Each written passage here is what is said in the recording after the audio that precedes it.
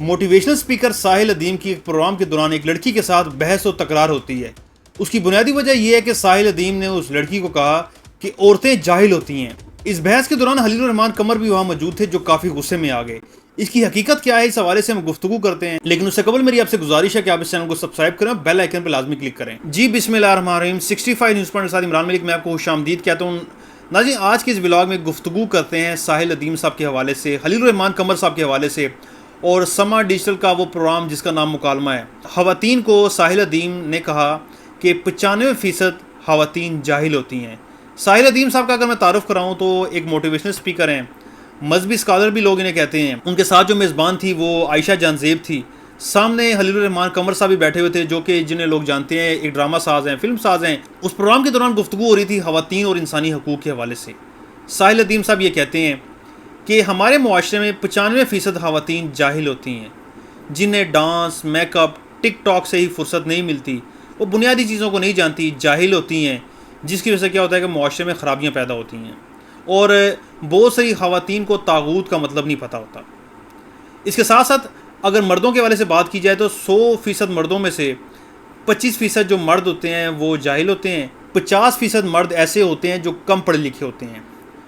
Show के दौरान ही एक खातून वहाँ बैठी हुई थी, क्योंकि अक्सर जब इस तरह के प्रोग्राम जब रिकॉर्ड होते हैं तो या तो यूनिवर्सिटीज़ के स्टूडेंट्स होते हैं, डिफरेंट कॉलेज के स्टूडेंट्स भी हो सकते हैं, या किसी एक ऐसी फर्म के अंदर लोग काम करने वाले होते हैं जो एक गेट टुगेदर की शक्ल में वहाँ बुलाए जाते हैं, जो ऑलमोस्ट लोग एक दूसरे को जान रहे होते हैं। सो हमारी ये बहस नहीं कि वो लोग कौन थे, जो भी थे।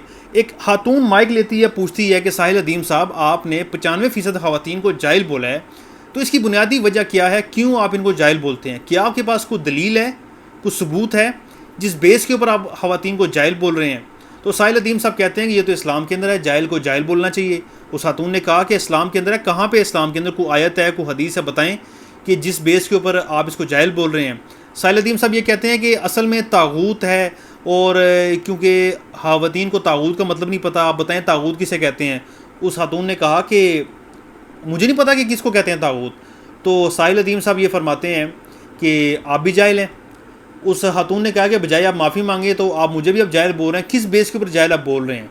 अगर मुझे तागूत का मतलब नहीं पता तो मुझे आप क्या जाहिल बोलेंगे? तागूत का बेसिकली मतलब है गुमराह, अरबी ज़ुबान का एक वर्ड है ये। कुरान के अंदर भी बेशतर जगहों के ऊपर तागूत का जिक्र किया गया है। जब उस खातून ने कहा कि आप माफ़ी मांगे तो साहिल अदीम साहब कहते हैं मैं माफ़ी नहीं मांगूंगा, और ख़वातीन जाहिल होती हैं। खलील रहमान कमर साहब भी सामने ही बैठे हुए थे क्योंकि, और वो भी काफ़ी गुस्से में आ गए। वो उस खातून को कहते हैं कि तुम्हें बात करने का तरीका नहीं है, ऐसे सवाल पूछते हैं, ये तमीज़ होती है, ले लो माइक इससे। तो ये मामला था, क्योंकि शो लाइव तो नहीं था, एक रिकॉर्डेड शो था, तो जिसके दौरान उन्होंने वहाँ से उसको स्टॉप करके फिर मज़ीद वहाँ से उस शो को आगे चलाया। ये बहस है सोशल मीडिया के ऊपर। तनकीद का सामना कर रहे हैं साहिल अदीम को भी, खलील रहमान कमर साहब को भी, और आयशा जानजेब को भी, जो कि समा डिजिटल के उस प्रोग्राम की मेज़बान थी। सवाल ये पैदा होता है कि साहिल अदीम साहब को जितना मैं जानता हूँ वो ये कि साहिल अदीम साहब बेसिकली मोटिवेशनल स्पीकर हैं और एक मजहबी स्कॉलर भी हैं। उनको लोग अपना उस्ताद मानते हैं, टीचर मानते हैं। उनसे बहुत सारी मोटिवेशन लेके वो मुआशरे में लोग कुछ करते हैं, उनसे सीख के जाते हैं। उस्ताद का काम ये होता है कि वो किसी को कुछ सिखा देना। अगर किसी को किसी बात का मतलब नहीं पता, किसी वर्ड का मतलब अगर नहीं पता, तो उसको एक्सप्लेन किया जाए, ना कि उसकी इस तरीके से शो में बैठ के लतरोल की जाए।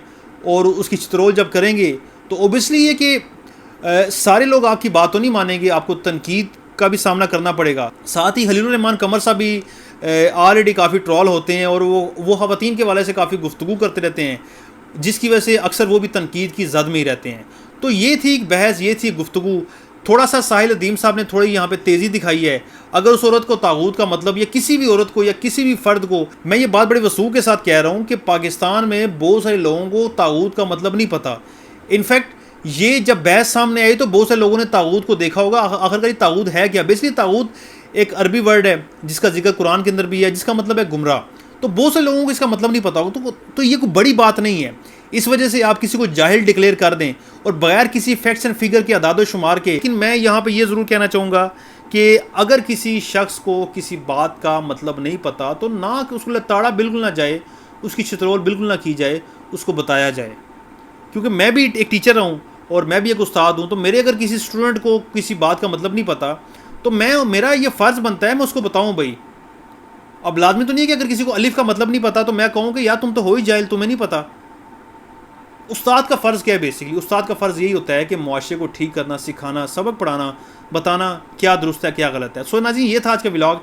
इसके साथ ही मैं आपसे इजाज़त चाहता हूँ। इमरान मलिक, 60 इस्लामाबाद से।